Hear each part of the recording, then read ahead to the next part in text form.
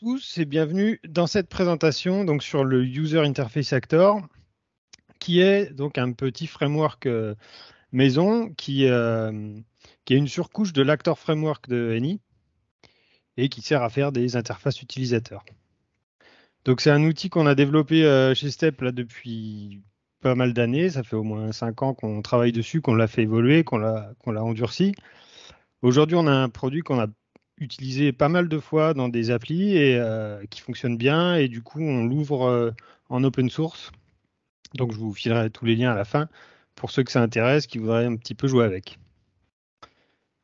Alors, rapide petite présentation. Donc, je m'appelle Jonas Prost, je suis développeur chez Step depuis 13 ans. J'ai vu ça sur mon LinkedIn hier, là, ça m'a fait peur. Du coup, je fais du LabVIEW intensif ici depuis toutes ces années. Je suis CLA, CLED et puis je suis depuis un petit moment un grand fan de l'Actor Framework. Donc, on va voir un peu comment. Step, c'est une boîte qui est partenaire Eni depuis ses débuts. Donc, on est spécialiste de la mesure et du traitement de données en général. Donc autour des produits Eni, de logiciels Eni. Et puis, on a aussi un pôle électronique où on peut faire des cartes filles USB Rio, des modules Compact Trio, du hardware un peu spécifique. On touche au web, au C, au Node-RED, tout ce genre de choses. Alors, le User Interface Actor. Je risque de l'appeler souvent l'UIA ou l'UI Actor parce que ça fait gagner un peu de temps. Donc, c'est un outil qui sert à faire des interfaces utilisateurs en LabVIEW, facilement. Pourquoi ça existe?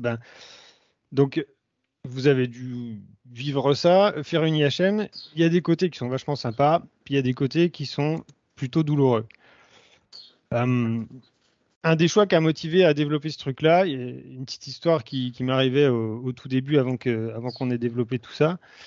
C'était qui rendait douloureux un peu l'activité de faire une IHM, c'était le fait de rafraîchir des écrans où on utilisait des tableaux de double pour stocker les données et puis les partager dans les différents écrans via des variables globales en général.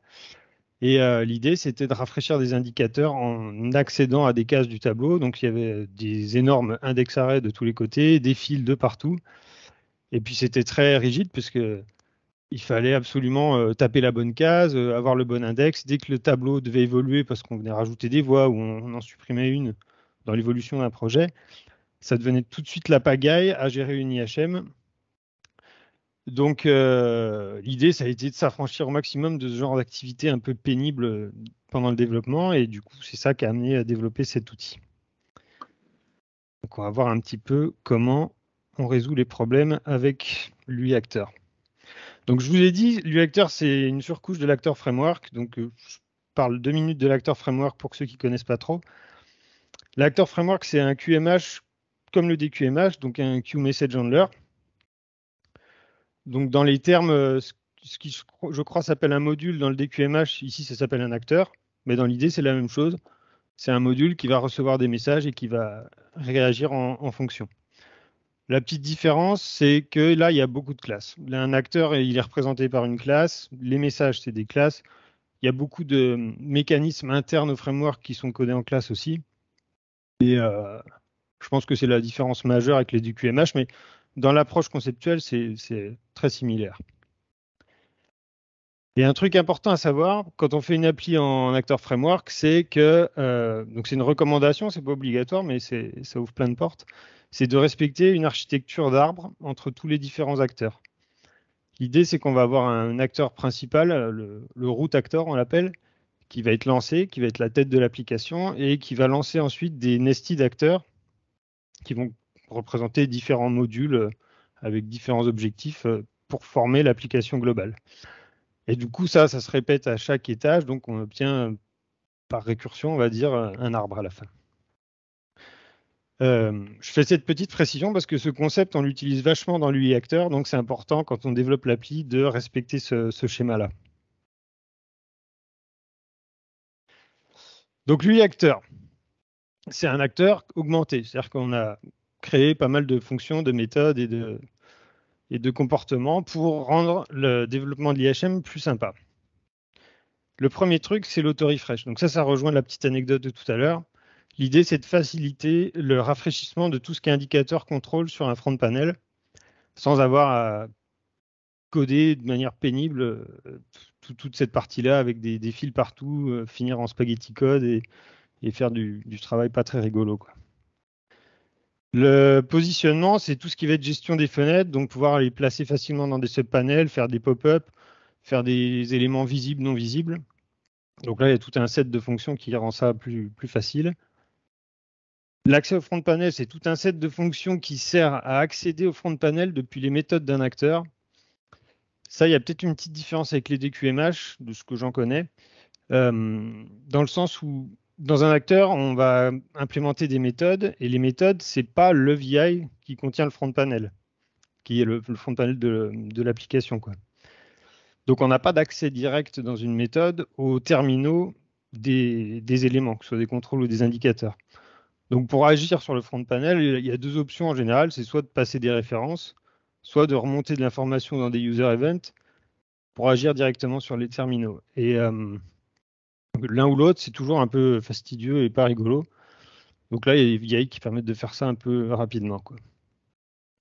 Et le dernier petit point, enfin, il y a d'autres petits goodies là dans l'UI Acteur, mais on n'en parlera pas. Le dernier point, c'est la gestion d'erreurs. Nativement, dans un arbre d'UI Acteur, les erreurs, elles vont toutes remonter. Si je reviens au slide avant, elles vont toutes remonter vers le root acteur. C'est-à-dire que dans un arbre comme celui-là, s'il y a une erreur qui apparaît dans l'acteur C, là en bas, le orange, elle va naturellement remonter jusque dans l'acteur A, et c'est tout. C'est ce que fait l'UI Acteur.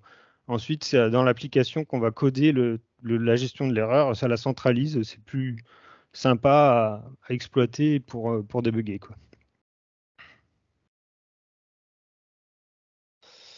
Donc, je ne vais pas parler de tout aujourd'hui, je vais juste rester plus précisément sur l'auto-refresh parce que c'est quand même le point le plus gros de l'UI Acteur et c'est ce qui a motivé vraiment son développement.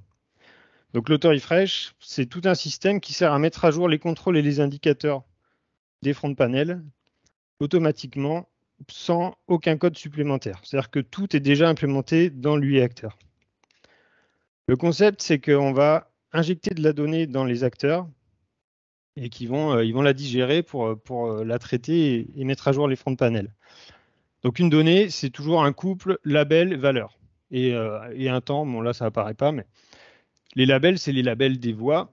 Parce qu'en général, ce qui est représenté ici, c'est des mesures. Donc on identifie les mesures on les attache à des voix. Et sur les front panels, on va mettre des terminaux qui devront posséder comme label le même nom que le nom de la voix. Et quand on va injecter la donnée dans l'UI Acteur, il va automatiquement faire des correspondances et rafraîchir les éléments des front panels avec les valeurs qui sont passées en paramètres, enfin en payload des messages. Un petit point important là, qui rejoint l'histoire de l'acteur tree, l'arbre, c'est que les données, on dit qu'elles ruissellent, c'est-à-dire que quand on va l'injecter dans un nœud de l'arbre, automatiquement, elle va descendre dans tous les nœuds de l'arbre. Donc l'idée, c'est de l'injecter dans le root acteur. Comme ça, on sait que la notification de données, elle va être propagée à tous les éléments qui sont en fait pour la plupart des écrans. Donc tous les écrans connaîtront les mises à jour des données. Donc voilà, c'est juste ça le concept de l'auto-refresh. C'est pas très compliqué. Comment c'est codé? Donc c'est tout bête. En fait, un auto-refresh, une notification d'auto-refresh, ça se passe en deux temps. Il y a un premier temps qui est de l'initialisation. Pendant l'initialisation, ce qui va se passer, c'est que les front panels, enfin tous les acteurs, ils vont scanner leur front panel et ils vont mémoriser tous les éléments qui sont des bons candidats pour faire de l'auto-refresh. Donc on va stocker une information pour pouvoir y accéder. Et donc dans un deuxième temps, on va recevoir de la donnée réelle. Et là, on va utiliser ce qu'on avait stocké avant pour affecter les terminaux.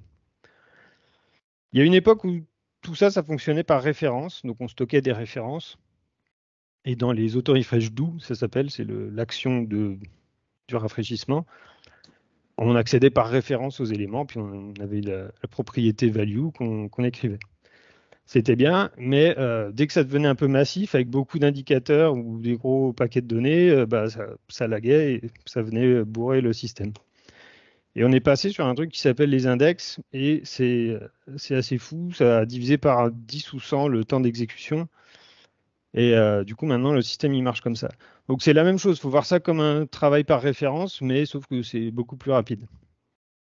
Donc dans l'init, ce qu'on fait, c'est qu'on prend le control index, on le stocke, et dans le do, on accède à l'élément avec ça, là, le set control values by index, et ça rafraîchit la valeur du terminal. Pour le ruissellement, c'est tout bête aussi. C'est juste qu'une méthode d'auto-refresh, elle s'appelle elle-même sur les nested acteurs. Chaque acteur, il connaît ses nested acteurs et ça propage la même information sur les nested. Donc du coup, en le faisant sur le nœud de départ, par récursion, ça balaye tout l'arbre.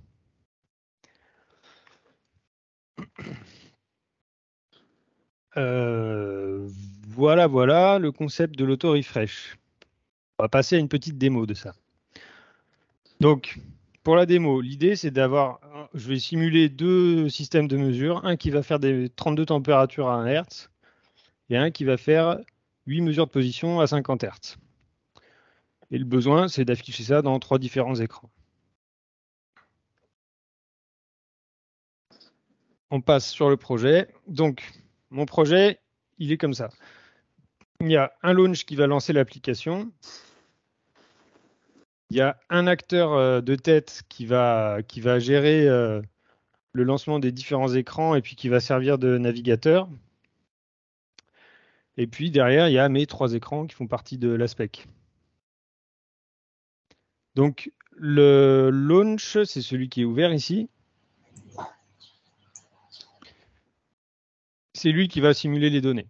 Donc là, il faudrait voir, il y a 2 boucles qui simulent les 2 systèmes d'acquisition, les 32 températures en haut, les 8 positions en bas. Faut voir ça comme une manière d'injecter de la donnée dans l'application. Ici, on pourrait très bien avoir un accès à une tâche d'AKMX, une com avec un appareil sur le réseau, tout et n'importe quoi. L'idée, c'est de récupérer de la donnée et de l'injecter dans l'arbre. Donc ici, on a les 32 températures qui sont en fait des variables aléatoires qui sont offsetées avec i pour qu'on voit bien la différence entre les températures. Le tout cadencé à 1 seconde. En bas, on a les 8 positions qui sont des sinus avec des fréquences différentes, cadencées à 20 milli. Donc, le launch, tout ce qu'il fait, c'est prendre la constante de l'acteur de supervision, le principal, le root acteur, et il l'appelle avec une méthode qui s'appelle launch root UIA. Ensuite, on a son enqueuer qui est la FIFO pour lui communiquer des messages, et on appelle le send auto refresh pour lui envoyer des données. Donc ça, c'est le contexte, l'acteur de tête, et puis les données qui sont simulées, qui sont envoyées à l'acteur. L'acteur de supervision. Donc les acteurs, à chaque fois, là, il y a des scripts qui servent à les générer. On va juste sur My Computer New Actor. Boum, ça nous crée une librairie, une LV class, et on a là une classe d'acteur. Ensuite, on fait un override de l'acteur core pour lui définir une IHM. En acteur en général, c'est pas obligatoire, mais pour les UI acteurs, c'est un peu le but. Et voilà, ça c'est le travail de base. Quand on fait un UI acteur, on crée un acteur avec le bon héritage et puis on override l'acteur core. Donc supervision, son acteur core, il est là. Il est composé d'une liste à gauche qui va servir à lister les écrans qu'il va devoir manager et puis un subpanel à droite pour insérer l'écran qui va être sélectionné à gauche. Son code, il n'est pas très méchant, c'est juste instancier 3 objets qui sont les 3 écrans qui sont définis dans le projet. On leur appelle la méthode launchNested UIA pour les démarrer. On stocke les noms, parce que là, on peut un petit truc pour affecter des noms aux écrans, aux objets. On les stocke dans la liste, et puis sur un value change de la liste, sur un clic, on les insère dans un subpanel, dans le subpanel. Donc, le code de la supervision, il se résume grosso modo à ça. Lancer des nested acteurs, et puis les insérer dans le subpanel quand il y a un clic. Les écrans, donc ils sont là. comme pour supervision, c'est la lib, la classe et l'actor core qui définit le front panel. Donc l'écran 1, c'est le schéma de l'usine avec des indicateurs qui montrent les températures aux endroits où sont posés les capteurs. Donc ça, c'est le premier écran. Deuxième écran, pareil, la librairie, la classe, l'actor core. Lui, c'est un autre schéma qui montre les positions. Donc là, j'ai mis carrément les 8 positions. Là, j'ai pas mis les 32 températures, ça faisait un peu lourd. Et puis l'écran 3, c'est un petit mélange où on a des indicateurs pour les positions, des indicateurs pour les températures, sous un autre format pour montrer un peu les types qui sont supportés. C'est pas les seuls, mais bon. Et voilà. Lui, lecteur, il fait le job. C'est-à-dire que le schéma 1, là, par exemple, celui-là, son code, c'est ça. Le taf, c'est faire un override de l'actor core et de nommer correctement les terminaux, les champs. Si on prend le schéma 2, son code, c'est un peu pareil. Et schéma 3, hein, suspense, c'est pareil. Du coup, tout le taf, en fait, il est dans la méthode parent qui est là, qui est la surcharge de l'actor core natif de l'actor framework, qui est en fait le QMH. Et donc, si je lance tout ça,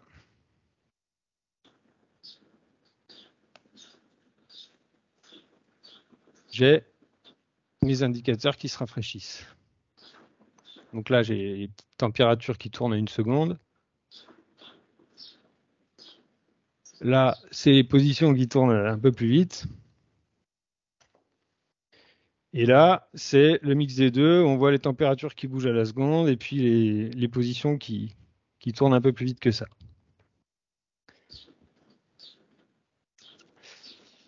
Donc voilà le travail de fond de ce que fait l'auto-refresh. Alors là où c'est cool, c'est que pour faire évoluer le système, c'est ultra simple. Du genre là, on m'appelle, on me dit ah, il manque une température ou il y en a une nouvelle qui est apparue dans le système. Tout ce que j'ai à faire, c'est prendre un indicateur, un des plus beaux indicateurs LabVIEW là. Si on veut la température là, de Mario qui a peut-être le Covid, on ne sait pas. Je le pose ici. Là, on me dit la mesure de température, c'est la 21, mettons. Donc je nomme correctement. Je relance. Et j'ai ma mesure. Voilà, donc c'est ça la puissance du truc, c'est qu'il y a pas, enfin, on peut se concentrer en fait sur des tâches qui sont beaucoup plus sympas, qui est le design ou l'ergonomie ou ce genre de choses, parce que le travail de fond qui est répétitif et pas rigolo, bah, il est déjà intégré, quoi. Où j'en suis? Il y a encore un petit peu de temps, je vous remonte 2-3 petites choses sur ça. Ce qui est sympa dans l'auto-refresh, que je n'avais pas montré, c'est que les voix, les channels, elles ont des paramètres qui sont, en fait, il y en a 4 ou 5. Il y a le système label, qui est le label qui va faire l'identification avec les éléments des front panel. Il y a le user label, qui va être celui qui va être potentiellement affiché sur l'écran. Il y a l'unité, et il y a un autre truc qui s'appelle le tote bag. On ne rentrera pas dans le détail de ce truc-là. Mais du coup, ça, c'est adaptable. C'est-à-dire que ici, donc c'est là où je construis mes paquets de données. Je le fournis un système label qui est T underscore un numéro. Un user label, ici c'est temp avec un numéro, et puis une unité.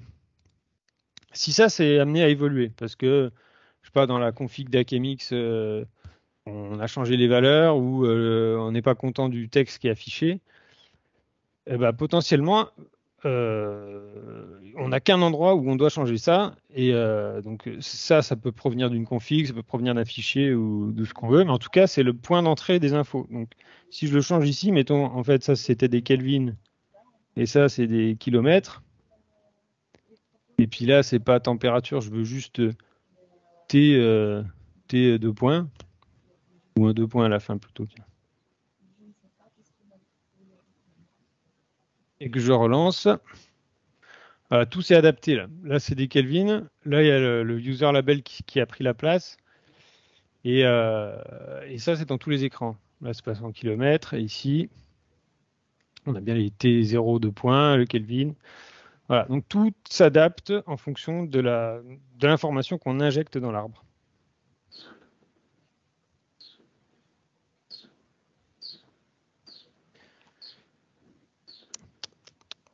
Voilà pour cette première démo.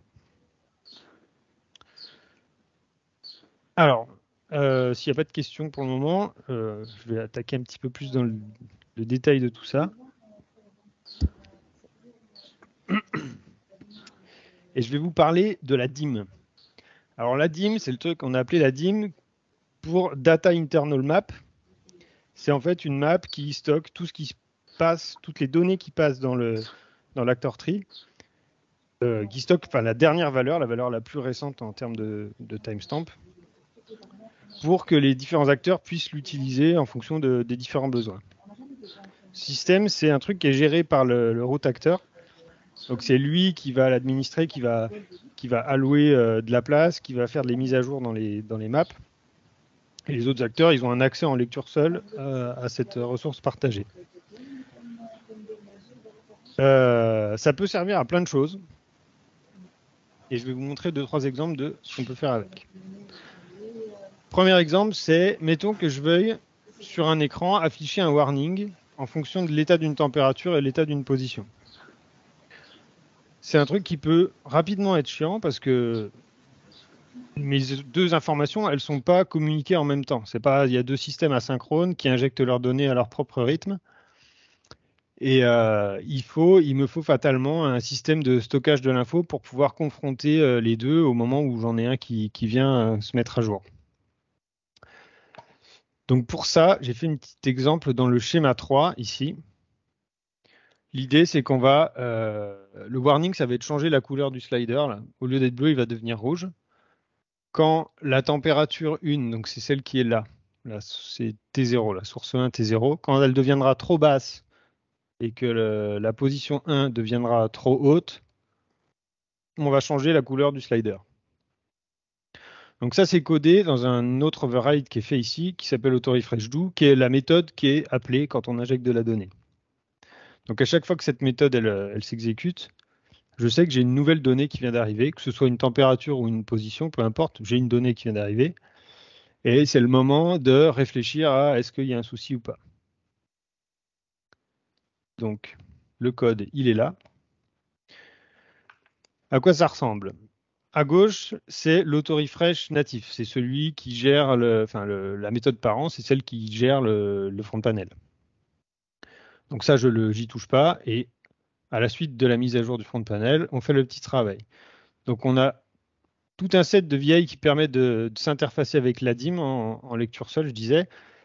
Là, j'ai utilisé un vieil qui me sort des valeurs au format double de variables que je lui demande.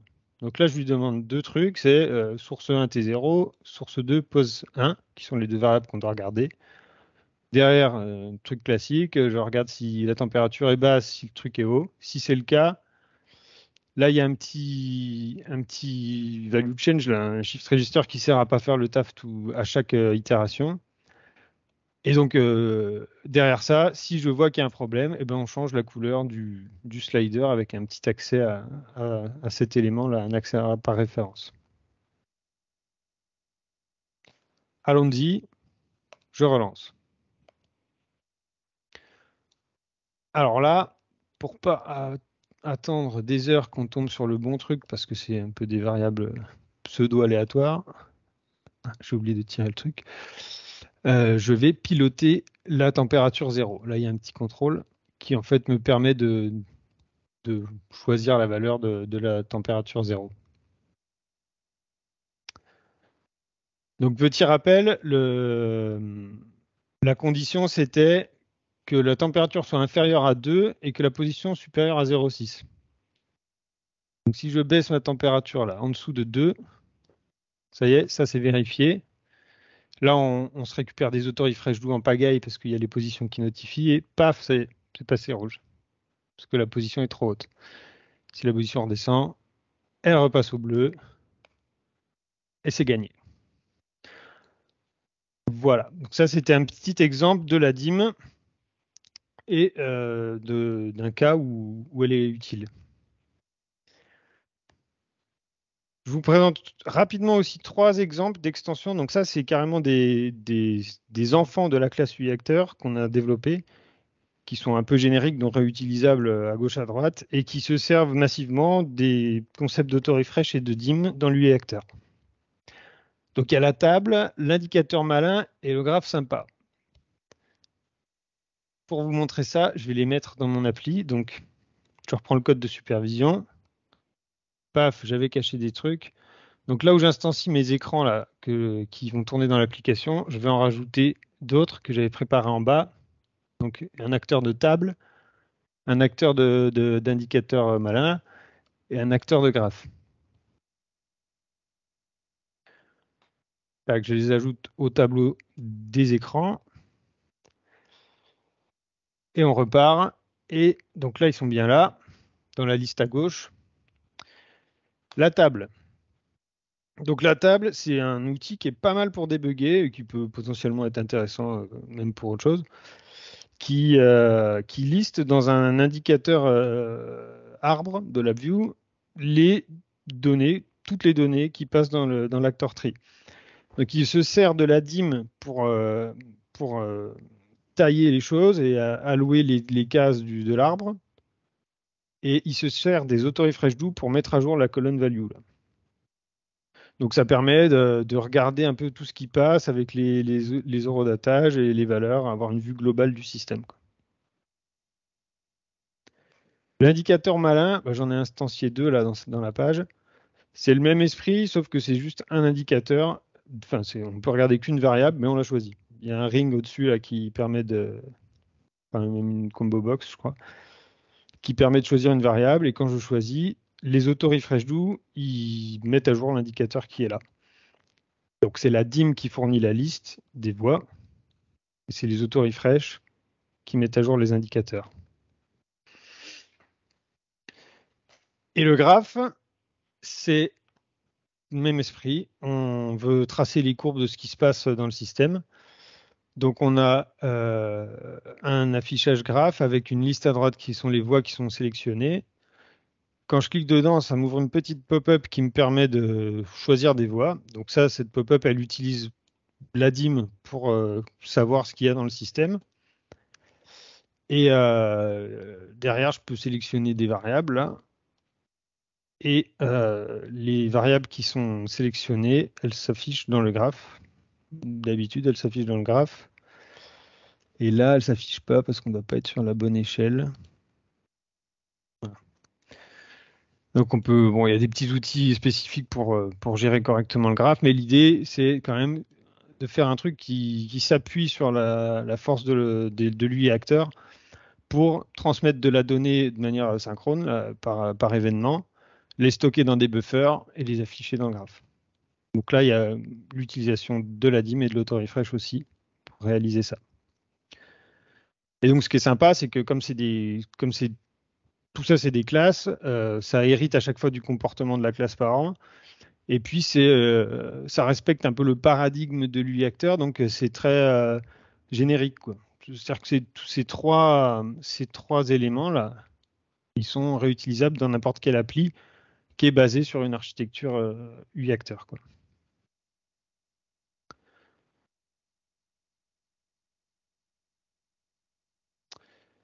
Voilà pour la présentation. Donc, tout ça, vous pouvez le récupérer sur GitHub. Le framework, donc les sources vraiment de l'UI Actor, il y a un repo pour ça. Et puis, j'ai aussi posté la démo, donc ce projet LabVIEW là, que je vous ai montré, qui est dispo sur GitHub. Donc, n'hésitez pas à aller y jeter un œil et nous faire des retours, hein, pour ce que vous trouvez sympa ou pas sympa, ou ce qui pourrait être amélioré. Voilà, c'est tout pour moi. Et je vous Euh, écoute. c- c'est pas tout parce qu'il y a quand même quelques questions. Euh, je pense qu'on peut les prendre dans l'ordre. Bertrand, je crois que tu es le premier à avoir posé une question qui a été assez longue. Est-ce que tu veux la reprendre? Et comme ça, bah, tu auras le loisir de compléter ta question. Ouais, si alors besoin. déjà, réaction à chaud, et je pense que je ne serai pas le seul, c'est grave cool ce framework-là, donc merci d'avoir partagé. Sur la question, moi il y a quelques années, vous m'entendez bien? Très bien. J'avais cherché un framework, j'avais regardé un peu en détail en y passant du temps l'Actor Framework, et puis après avoir survolé et je pense à peu près compris, mais j'avais décidé de ne pas le choisir parce que je m'étais dit je ne pourrais jamais partager le travail que je ferais sur l'Actor Framework avec d'autres collègues parce que c'est trop demandant en termes d'investissement. Et du coup, la question c'est sur l'utilisation de l'UI Actor, est-ce qu'il y a une connaissance prérequise de l'Actor Framework pour le faire tourner? Comment voilà, est-ce que c'est accessible Ouais, ouais. ou est-ce qu'il faut de toute façon se tabasser l'acteur framework? Bah, tout dépend du niveau d'utilisation qu'on veut en faire. C'est-à-dire que là, en l'état, je vous ai montré les fonctions un peu standards de l'auto-refresh. Il n'y a pas besoin de connaissance de l'acteur framework pour faire ça. Il faut juste avoir capté qu'il faut mettre les bons labels et puis derrière, ça se débrouille. Donc, on peut en faire une utilisation en basique comme ça sans connaître l'acteur framework et en étant un peu guidé, en sachant que bah, l'appli, il faut la lancer avec le launch. Puis derrière, on peut faire un petit tuto sur comment créer un acteur et puis derrière, l'utilisation, elle est simple. Après, pour faire des trucs un peu avancés, effectivement, faut quand même maîtriser un poil l'acteur framework. C'est vrai que c'est pas évident à rentrer là-dedans, surtout quand on a fait du LabVIEW un peu plus classique avant, c'est un peu plus difficile encore. Mais pour l'avoir vécu et puis pour l'avoir partagé avec tous les collègues, franchement, il y a un petit effort à faire au départ, mais une fois qu'on a bien intégré la philosophie, ça roule bien, quoi. Donc oui, il y a un effort à faire. Après, ça dépend de l'intensité de l'utilisation qu'on va vouloir faire sur l'application et après, l'effort, il vaut le coup, quoi. Enfin, c'est mon avis, ça. Ok, merci. Ok, Cyril, tu avais des questions, tu avais au moins deux questions sur la manière de rafraîchir et sur les ressources qui étaient prises, je crois, il me semble, de mémoire. Ouais, c'est en fait c'est pas mal tout lié. Je pense que vous verrez le sens de ma question, mais euh, euh, ma question de base, c'est de savoir s'il y a un message qui doit être envoyé par contrôle, ou est-ce qu'on envoie un message pour plusieurs contrôles à rafraîchir. La question derrière, en fait, Jonas, pour pousser un peu plus loin, c'est est-ce Mm. que tu fais des multiples appels à ta fonction set control values by index, et contrôle par contrôle, et est-ce que tu stresses pas le thread d'IHM en faisant ça si tel est le cas? Alors, il y a un appel par paquet de données. Enfin, il y a un message acteur par paquet de données. On envoie un paquet qui contient n données. Par exemple, là, quand j'envoie les températures, donc là, il y a la méthode auto-refresh, j'envoie tout mon paquet d'acquisition de température en une fois. Donc, il n'y a qu'un message acteur framework qui passe. Par contre, à l'arrivée, fatalement, c'est itératif. Ça va faire une boucle forte sur les éléments qui sont concernés et les affecter. Euh, En termes de charge, franchement, on lui a mis des sacrées doses dans le nez et il tient bien. Mais si on regarde une seconde comment c'est fait, donc le cœur de l'auto-refresh do, il est là. Euh, non, c'est même pas, c'est en un appel. Ça, j'avais oublié ça. Non, non, le contrôle by index, il mange un tableau d'index et un tableau de valeur. Donc il n'y a qu'un appel. Enfin, je ne sais pas ce qui est caché derrière ce VI, à vrai dire. Ce que je sais, c'est qu'il marche super bien. Et Ouais, ben, c'est donc, ça. Si tu fais un seul appel, normalement, il y a qu'un seul déclenchement du thread d'IHM, et ouais. ce que tu as, c'est malin. Je voulais Et voir la charge CPU justement d'une question d'après. c'est Pour peut-être le coup, ça qui m'a permis, qui nous a permis d'améliorer énormément les perfs entre l'époque où on travaillait par référence et l'époque où on travaille avec ce vieil-là. Et donc voilà, ouais, là on voit ce qui rentre ici Databox Field, c'est notre paquet de données en gros. On vient en extraire à chaque fois la donnée intéressante par élément d'IHM qui est intéressant. On fabrique deux tableaux et boum, on fait qu'un appel. Donc voilà. Merveilleux. Merci. Ok. Il y a une question de Hichem. Hichem, si tu veux prendre le micro et poser ta question. Oui, salut tout le monde. Salut. Merci pour la présentation. C'est très impressionnant. En fait, ma question, c'était, vous avez montré comment faire l'auto-refresh des indicateurs.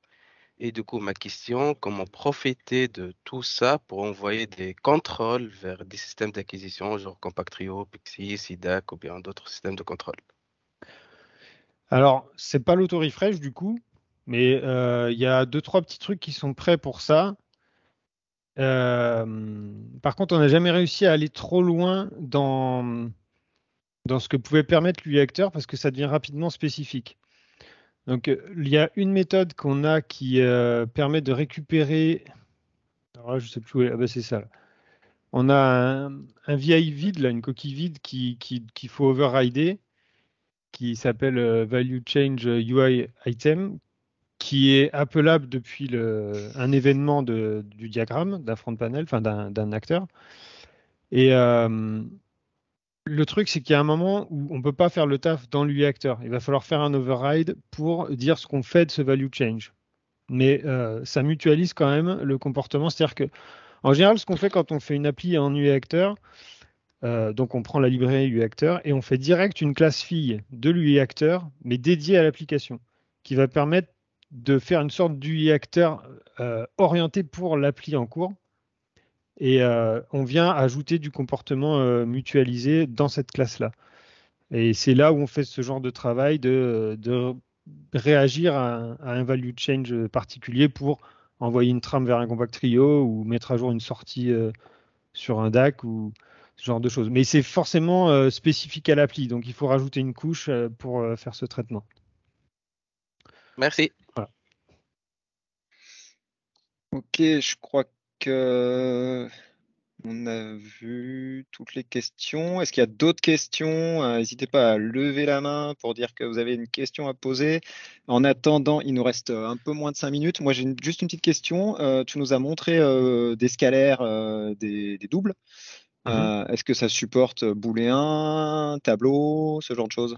Ouais, ça supporte tous les types. Ce qu'on injecte, c'est des variants. Donc, en fait, on peut rentrer ce qu'on D'accord. veut. Et à la sortie, dans ce qui peut être géré par l'auto-refresh, la DIM, elle va gérer tous les types. De toute façon, elle stocke sous forme de variants. Donc, ce qui va être stocké comme latest value, ça va être ce qu'on aura mis dedans. Et puis derrière, on peut dépiler le variant et le transformer comme on veut selon les besoins. Pour ce qui est de l'auto-refresh, la fonction intégrée, ça va gérer les strings, les doubles, enfin, tous les types numériques, les booléens. Et puis voilà, quand c'est des tableaux, on va se servir de la première case du tableau pour affecter un indicateur. Donc si on passe un tableau de double, et qu'on met un indicateur qui porte le bon nom, il va se rafraîchir avec la première case du tableau. Et voilà. Bon, après, il y aurait de quoi en rajouter encore, mais on n'en a pas eu l'usage jusque-là. Donc, Ok. Et petite dernière question. Donc, du coup, le code, il est dispo. Et est-ce qu'il y aura un package, quelque chose installable via IPM, ce genre alors, de choses? Ou non, il faut parce récupérer que, tout le code? comme vous avez pu le voir là, c'est que des PPL. Il y a plein d'arguments qui nous ont amené à architecturer nos projets comme ça. Et du coup, on ne fait pas d'install avec le package manager ou quoi. On n'a que des projets qui sont autonomes. C'est-à-dire que si vous prenez la démo, là, vous pouvez l'exécuter, il n'y a rien à installer. Et les sources, elles ont aussi des librairies dépendantes et elles ont un build spec qui permet de régénérer la PPL UI Actor. Donc, vous avez besoin de rien installer. Vous prenez soit les sources, vous avez la version en debug, soit vous prenez cet exemple et vous avez un projet qui peut faire un projet de départ pour travailler. Mais il n'y aura jamais d'install qui va venir installer des trucs dans la vieille lib ou quoi parce que ça ne nous convient pas. D'accord. Ok. Eh bien, c'est 16h45. Merci Jonas pour On cette est dans les temps. présentation.